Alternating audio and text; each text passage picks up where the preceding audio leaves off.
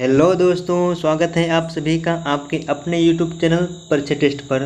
दोस्तों, आज हम इस सेशन के अंतर्गत क्लास 10th का एक बहुत ही इम्पॉर्टेंट टॉपिक यानी जीवन परिचय को कंप्लीट करने वाले हैं।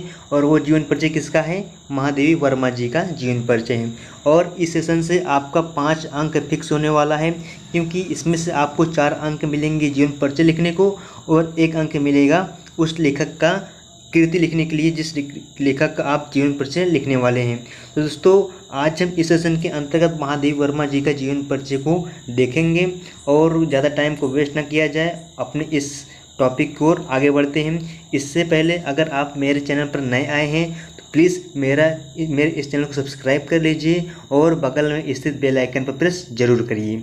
तो चलिए दोस्तों, अपने इस सेशन की शुरुआत करते हैं। आइए पहले देख लेते हैं इनका संक्षिप्त परिचय क्या है। नाम क्या है?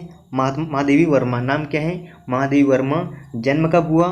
1907 ईस्वी को इनका जन्म हुआ। अगर हम प्लेस की बात करें तो फर्रुखाबाद। कहाँ पड़ता है फर्रुखाबाद? यूपी में। कहाँ पे? उत्तर प्रदेश में फर्रुखाबाद पड़ता है।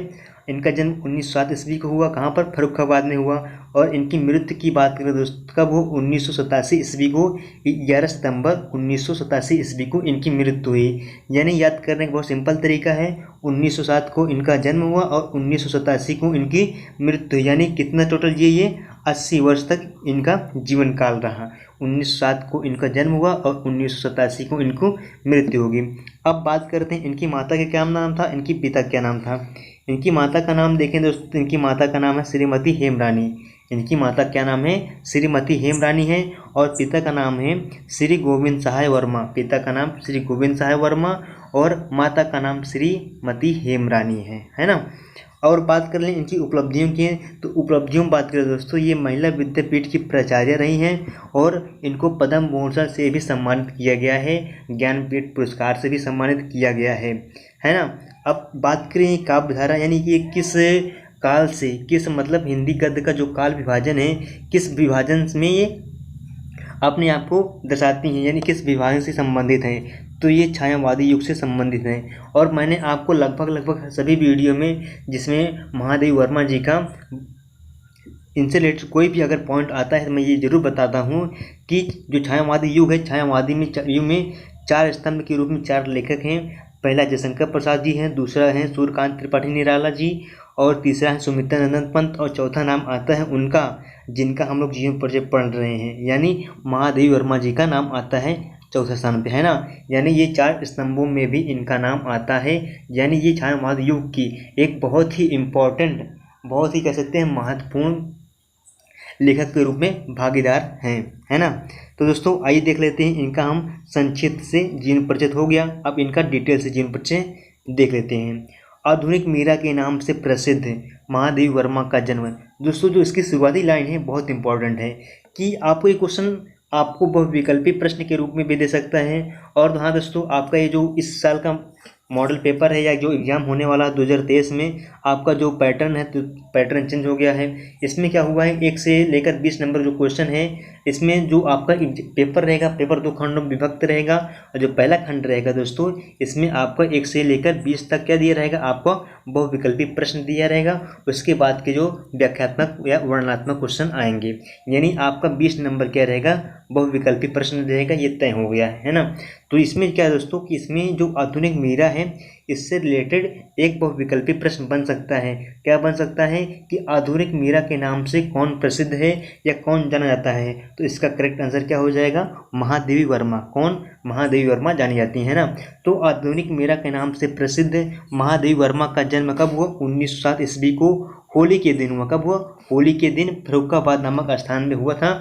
और फर्रुखाबाद पड़ता है कहाँ पर? उत्तर प्रदेश में। कहाँ पड़ेगा ये? उत्तर प्रदेश में पड़ेगा। कब हुआ? 1907 ईस्वी को इनका जन्म हुआ। किस दिन? इंपॉर्टेंट है, होली के दिन हुआ। अब प्लेस की बात कर लें, स्थान की बात कर लें, तो फर्रुखाबाद उत्तर प्रदेश में इनका जन्म हुआ। और इनके पिताजी क्या नाम है? श्री गोविंद सहाय इनके पिताजी का नाम है। और ये इंदौर का एक कॉलेज है, वहाँ पे एक अध्यापक थे, है ना। जो इनके पिता हैं, इनके पिता कार्य क्या करते थे, ये इंदौर के एक कॉलेज में अध्यापन कार्य करते थे। और इनकी माता का जो स्वभाव था, ये बहुत ही सरल और धर्मपरायण महिला थी, है ना। महादेवी वर्मा बड़ी कुशल बुद्धि बालिका थी। इन्होंने बचपन में ही बहुत ही कुचाक बुद्धि बालिका थी और ये बचपन से ही माँ से रामायण महाभारत की कथा सुनने रहने के कारण इनकी माँ जो थी, इनकी माँ इनको रामायण महाभारत की कथाएं सुनाते थे, जिसके कारण इनके अंदर क्या हुआ, साहित्य के प्रति आकर्षण उत्पन्न हो गया। क्या हुआ, साहित्य के प्रति आकर्षण उत्पन्न हो गया और जिसके फलस्वरूप क्या हुआ दोस्तों, इन्होंने बहुत छोटी ही उम्र में क्या किया, काव्य रचनाओं का निर्माण करना प्रारंभ कर दिया। बहुत छोटी ही आयु में क्या किया, काव्य रचनाओं का निर्माण करना प्रारंभ कर दिया।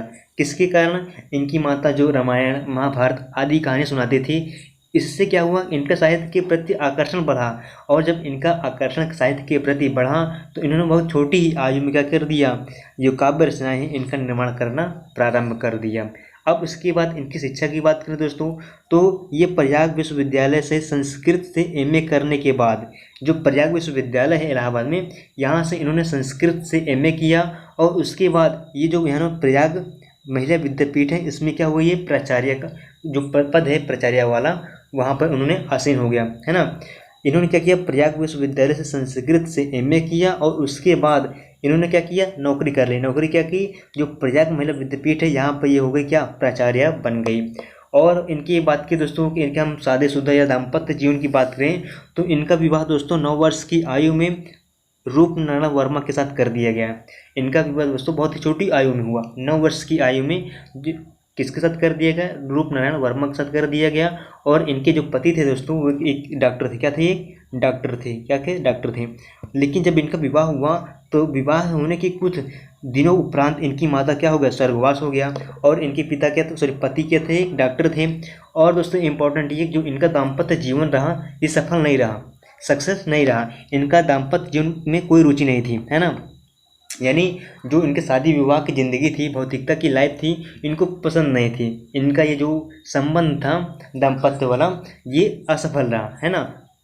अब इसके बाद क्या हुआ दोस्तों कि इनके जीवन पर महात्मा गांधी और रविन्द्रनाथ टैगोर जैसे महान लोग थे, महापुरुष हैं, इनका प्रभाव इनके ऊपर पड़ा, जिसके लिए इन्होंने क्या किया कि नारी की स्वतंत्रता के लिए संघर्ष किया और नारी की स्वतंत्रता के लिए संघर्ष किया। इसके अलावा जो इनके अधिकार होते हैं, जो नारी या महिलाओं के अधिकार होते हैं, इनको बचाने के लिए, जो नारी के अधिकार होते हैं इनकी रक्षा के लिए नारी को शिक्षित होना ये आवश्यक बताया, है ना। कि अगर नारी को अपना अधिकार बचाना है, अपने अधिकार को स्वतंत्र करना है तो नारियों को शिक्षित होना जरूरी है। ये बताया किन्होंने, महादेवी वर्मा ने बताया। और दोस्तों कुछ वर्षों तक महादेवी वर्मा जी उत्तर प्रदेश की विधान परिषद जो है वहाँ पर ये मनोनीत सदस्य रही और भारत सरकार ने इन्हें पद्म भूषण से क्या किया, सम्मानित किया, है ना। ये देखो लिया है क्या कि भारत सरकार ने इनको पद्म भूषण से सम्मानित किया। इसके अलावा ये प्रयाग महिला विद्यापीठ में उप कुलपति का पद भी आसीन किया। पहले क्या हुआ दोस्तों, ये प्रयाग विद्यापीठ में पहले तो ये प्राचार्य बनी। क्या बनी, ये प्राचार्य बनी। उसके कुछ समय उपरांत इन्हें क्या बना दिया गया, उप कुलपति बना दिया गया, उससे बड़ा पद दे दिया गया। और इनका देहांत कब हुआ, 1987 ईस्वी को इनका देहांत हो गया। अगर जन्म की बात करें कब हुआ इनका जन्म, 1907 ईस्वी को इनका जन्म हुआ और मृत्यु कब हुई, 1987 ईस्वी को इनकी मृत्यु हो गई। तो दोस्तों आइए देख लेते हैं इनका साहित्य में योगदान क्या था, इनका साहित्यिक परिचय देख लेते हैं। तो महादेवी वर्मा जी की जो रचना है साहित्य साधना, क्या है, साहित्य साधना, इसके लिए इनको मिला था क्या, पद्म भूषण। ये वेरी इंपॉर्टेंट, ये क्वेश्चन आपको बड़े बड़े कॉम्पिटिटिव एग्जाम में भी मिल जाएगा और आपके एग्जाम यानी जो क्लास 10th का एग्जाम, यूपी बोर्ड का एग्जाम है, आपको इसमें भी ये इंपॉर्टेंट मिल जाएगा बहुविकल्पी के रूप में कि महादेवी वर्मा को किस रचना के लिए पद्म भूषण सम्मान से सम्मानित किया गया है। तो किस रचना के लिए, साहित्य साधना, साहित्य की जो इनकी साधना रचना है इसके लिए इनको दिया गया क्या, पद्म भूषण दिया गया। और इसके अलावा इनको और सम्मान मिला है क्या, एक सिख स्तरीय सम्मान मिला है और एक मंगला प्रसाद पुरस्कार से भी सम्मानित किया गया है। और इनको भारत भारती पुरस्कार और ज्ञानपीठ पुरस्कार भी मिल चुका है। इसमें दोस्तों आपको इम्पोर्टेंट कौन कौन सा हम आपको बता दें, इसमें एक इम्पोर्टेंट पद्म भूषण इम्पोर्टेंट है और भारत भारती पुरस्कार इंपॉर्टेंट है और ज्ञानपीठ पुरस्कार इंपॉर्टेंट है। सबसे इंपॉर्टेंट कौन है, ज्ञानपीठ पुरस्कार, अधिकांश एग्जाम में पूछ लेता है ना। तो इनको पद्म भूषण किस रचना के लिए मिला गया? साहित्य साधना के लिए मिला। और इसके अलावा इनको शेख सरिया और मंगला प्रसाद पुरस्कार से भी सम्मानित किया गया है। और 1983 ईस्वी को जो उत्तर प्रदेश की संस्था है, हिंदी संस्था द्वारा इन्हें 1 लाख का भारत भारती सम्मान भी पुरस्कार भी मिला। और जो इनकी एक रचना है बहुत ही प्रसिद्ध, क्या एक बहुत ही प्रसिद्ध रचना कौन सी है? यामा। यामा के लिए इनको भारतीय ज्ञानपीठ पुरस्कार दिया गया है। ये इंपॉर्टेंट है। इसमें दोस्तों आपको केवल 2 क्वेश्चन याद रखना है, क्या क्या? कि साहित्य साधना के लिए इनको मिला है पद्म भूषण। क्या मिला? पद्म भूषण मिला।